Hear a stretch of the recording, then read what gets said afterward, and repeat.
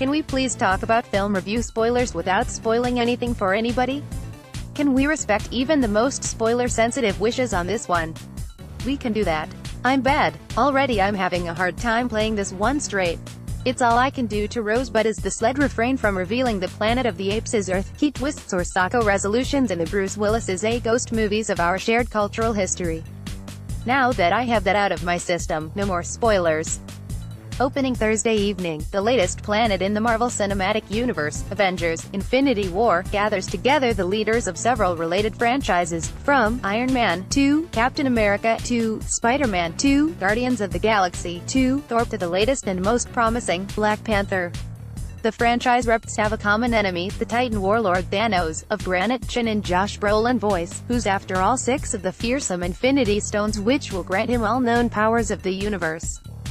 Saw it Tuesday afternoon, filed a couple of hours later, monkeyed with the wording on various headlines and hit send.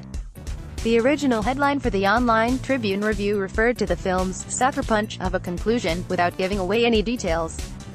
The review itself glances on the nervy fatalism of the film's outlandish cliffhanger ending. It's the first of a 2-part Avengers finale. Things wrap up a year from now, in May 2019, again without specifics.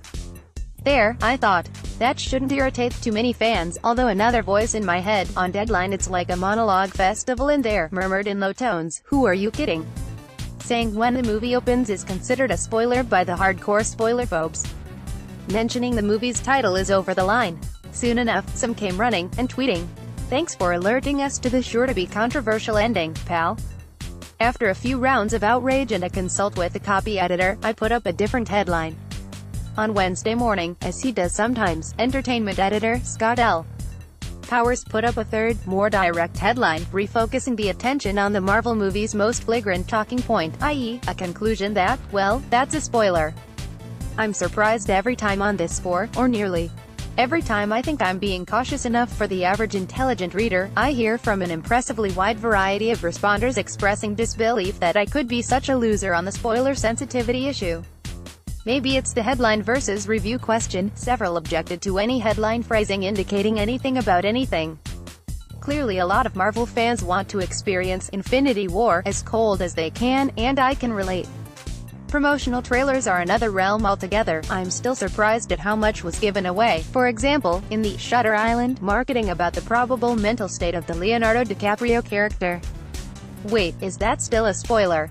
We all have our moments, and it's good to have the sounding board, the pushback and the special relationship a sharp editor or two, I have more than 2, actually, I'm fortunate, can provide. I blew it, hilariously, early in my career as a film critic. Doing terms of endearment for the Twin Cities Weekly City pages, I thought nothing of discussing the third-act cancer-afflicting Deborah Winger's character. There was no internet then, but I swear, somehow, an army of crazed Minnesotan objectors invented the internet as a way of protesting that review. My favorite, though, concerns Gene Siskel and The Crying Game, back in early 1993, when Siskel.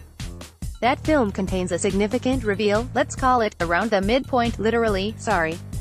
Every critic in the land played along, spoiling nothing, letting the film's savvy marketing campaign keep its big secret a big secret, for weeks.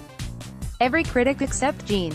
On air, he blew the secret, and the spoiler hit the airwaves, and Roger was just flabbergasted, astonished, slightly crazed, remembers director and line producer Don Dupree. Immediately he said, "You can't say that," and it went downhill from there. It was one of the worst fights they ever had. On air, and then off air. Gene thought it was one of the greatest moments of the show. And I don't think Roger ever really got over it. I think at one point he threatened to leave the show over it. The compromise that fateful taping day, according to Dupree, called for the very least they could do, insert a brief spoiler warning a few seconds prior to the part where Gene revealed all regarding The Crying Game and its love interest. The Tribune critic Dupree says, "Just felt it couldn't be reviewed without talking about it, and that it had been in theaters a while anyway, and the funny thing? Gene and Roger," Dupree says, "went to screenings, not wanting to know anything about a movie before they saw it." Michael Phillips is a Tribune critic. Mitch Phillips at ChicagoTribune.com Twitter. At Phillips Tribune Avengers: Infinity War review. After its psycho mood swings, that ending will create a buzz. It's a very crowded superhero world. Who is not in Avengers: Infinity War? Everything that's happened leading up to Avengers: Infinity War. Check out the latest movie reviews from Michael Phillips and the Chicago Tribune. Check out reviews for all new music releases from Tribune music critic Greg Kot.